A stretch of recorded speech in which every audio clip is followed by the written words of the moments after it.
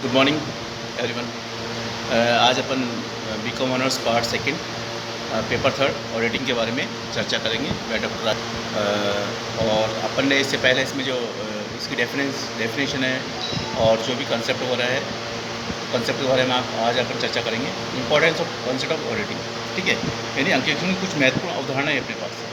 देखो, अवधारणा के बिना किसी भी कंसेप्ट के बिना अपन कोई भी किसी चीज़ को प्रोग्राम को आगे नहीं बढ़ा सकते। तो कंसेप्ट अपने जो फर्स्ट पॉइंट है कंसेप्ट के बारे में अपन देख रहे हैं कि अंकेक्षण की स्वतंत्रता की अवधारणा। देखो, कंसेप्ट ऑडिटर इंडिपेंडेंस मैंने स्वतंत्र व्यक्ति वो है जिसमें कोई पाबंदी नहीं हो, निष्पक्ष रूप से अपना काम करे और अपने जो भी इम्पोर्टेंस है और अपना जो वर्क है उस पर महत्वपूर्ण ध्यान दे। इम्पोर्टेंस चीज़ वो ये, अगर आप किसी के दबाव में काम करोगे तो वो काम निष्पक्ष सही तरीके से नहीं होगा। तो जितना इंसान स्वतंत्र होगा वो अपने ढंग से सही प्रकार से काम करेगा। इसको एक अपने निष्कर्ष, इसके एक समरी तो ये समझते हैं किसी भी पेशे में स्वतंत्रता एक अनिवार्य होती है। मतलब कोई भी पेशे ले लो, चाहे बिजनेस लो या एनीवन जो भी है उसमें, लेकिन अपन को स्वतंत्रता होना जरूरी होना अनिवार्य है। स्वतंत्र उस संदर्भ को व्यक्त करती है इसमें एक व्यक्ति निष्कर्ष रूप से दूसरे व्यक्ति के द्वारा किए गए काम को वैल्यूएशन कर सके। माने वो ये देख सकते हैं कि देखिए कि मैं जो काम कर रहा हूँ इससे पहले जिस व्यक्ति ने करा वो किस प्रकार से कितना सही है कितना सही है। देन इसमें अपने पास उस चीज़ को देखना भी जरूरी है कि कंपनी का कोई अधिकारी या कर्मचारी, मैंने देखा है कंपनी के अधिकारी कर्मचारी कौन कौन से काम कर रहे हैं। कंपनी का कोई कर्मचारी अथवा एक अधिकारी के साथ नियुक्त कर्मचारी अथवा साझेदार पार्टनरशिप में भी हो सकती है, इंडिविजुअल भी हो सकती है। और कंपनी ने क्या काम करा है, कंपनी का 1000 रुपये से अधिक का ऋण या जो भी है। देखो, इसमें कहने का मतलब सीधा पॉइंट है, अगर जितना इंडिपेंडेंट व्यक्ति या स्वतंत्र होकर काम करेगा वो उतना ही फेयर और नीट काम करेगा। यूँ नहीं कि अगर आपने किसी के दबाव मीन्स यानी दबाव ये हो सकता है कि मेरे अकॉर्डिंग काम करे, तो अपन को किसी के अकॉर्डिंग काम नहीं करना है। एक मेन ऑडिटर या ऑडिट का अंकेक्षण का काम होता है कि भाई नीडर होकर काम करे और अपने काम को स्वतंत्रता के आधार पर निष्पादित करे। देन सेकंड अपने पास है सारभूत अवधारणा, मतलब कंसेप्ट ऑफ मटेरियलिटी। इसमें क्या होता है, कंसेप्ट, इसका पूरा कंसेप्ट अपने पास सारभूत होना चाहिए। यानी कि अपन किसी चीज़ को या किसी कंसेप्ट को उसमें अपन निष्कर्ष भी निकाल नहीं पा रहे और ना उसका अपन सही सोल्यूशन करना पड़े, मैंने हाँ है ना, ऐसा नहीं। अगर अपन किसी चीज़ को अपन ने कर लिया है या किसी भी कंपनी के अपने इसमें होता है कि अपने किसी भी चीज़ का काम जो अपन हाथ में लिया वो सारभूत होना चाहिए। भाई कहीं सार पे तो आके निकले, उसका सार क्या होगा, उसका कंक्लूजन क्या होगा। अपन काम स्टार्ट कर रहे हैं उसका कंक्लूजन निकले, मिला कि भाई मैंने ये काम स्टार्ट करा, किस लेवल से स्टार्ट करा और आज कहाँ लेवल पर आके पहुँचा है। तो इसमें ये कंसेप्ट में ये बहुत इंपॉर्टेंट काम है कि जो मैं कार्य कर रहा हूँ उसका निष्कर्ष क्या निकला आज की तारीख में, मैंने उसको कहाँ किस स्टेप पे ले जाके उसको किस प्रकार से डिफाइन करा, किस प्रकार से मैं सुधार किया, कौन से सुधार करने की और संभावना है। तो एक मेटिलिटी होनी चाहिए, मेरे सारभूत होनी चाहिए ये निकल के क्या आ रहा है इसका। देन इसके बाद अपने पास है कंसेप्ट है इसमें सही व उचित अवधारणा, मैंने concept of true and fair. देखो, एक काम है कि झूठ पर दुनिया नहीं चल सकती।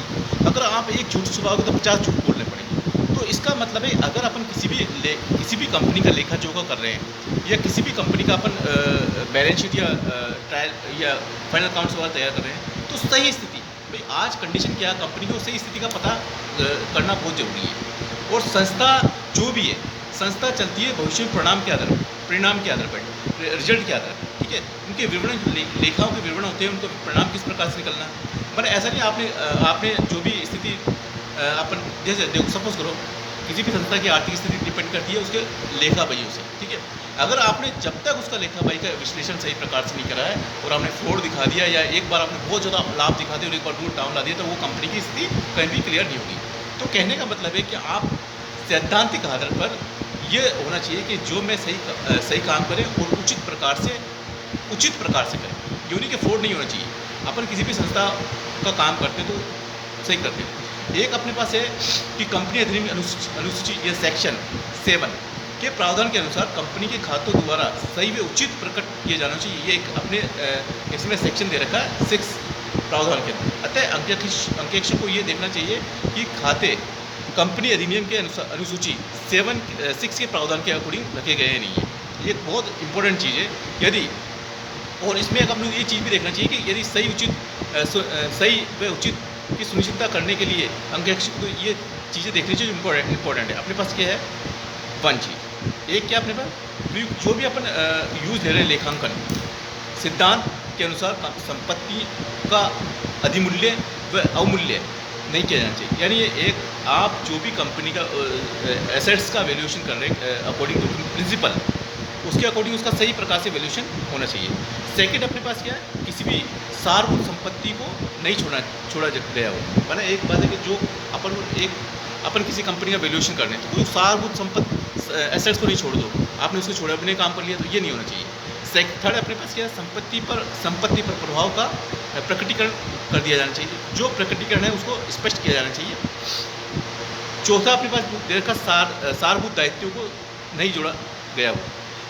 कभी कभी क्या होता है, लाइबिलिटीज अपने को होती है, सारभूत दायित्व जो इंपॉर्टेंस होती है अपने इसके लिए, उसको ध्यान में रखना जरूरी है। अपने उसके बाद फिफ्थ है अपने पास आर्थिक चिट्ठा, जो बैलेंस शीट अपन बना रहे हैं अनुसूचित 6 के भाग ए के अनुसार बनाया होना चाहिए, जो आपने उसमें नियम देखा उसके अकॉर्डिंग अपन को करना चाहिए।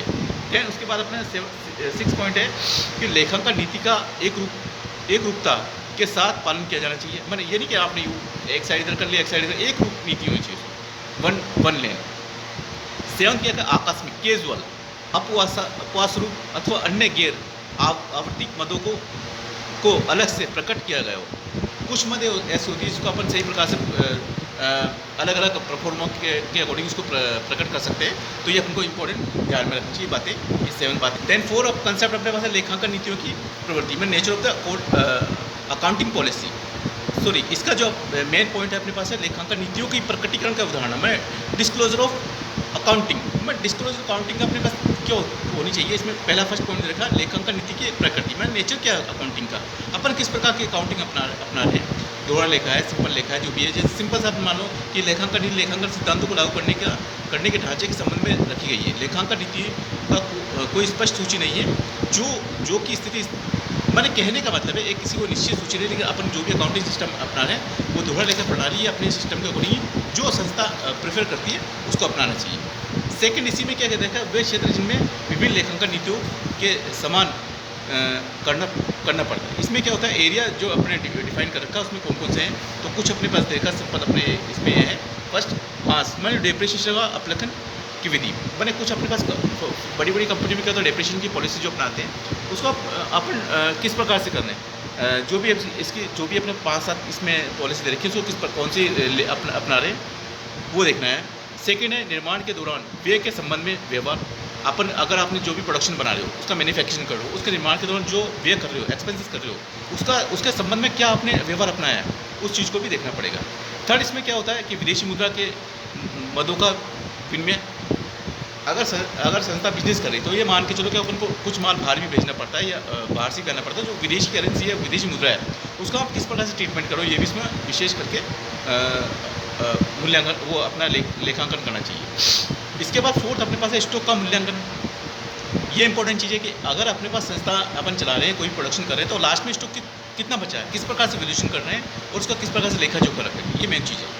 देन फिफ्थ अपने पास देखा है विनियोग का मूल्यांकन। इन्वेस्टमेंट कर रहे हैं उसका मूल्यांकन किस प्रकार से करेंगे। इन्वेस्टमेंट बहुत अच्छी चीज़ है कि इसी के आधार पर एक फैक्ट्री या कंपनी को अपना फ्यूचर तय करना पड़ता है इन्वेस्टमेंट का अकॉर्डिंग। देन फिफ्थ अपने पास देखा ख्याति का मूल्यांकन, ख्याति का उपचार, गुडविल का उपचार कैसे हो। अगर नाम चलेगा तभी काम होगा, जितना नाम होगा उतना ही काम होगा अपने पास। तो सेवंथ क्या है अपने पास, सेवानिवृत्त लाभों के संबंध में नियम।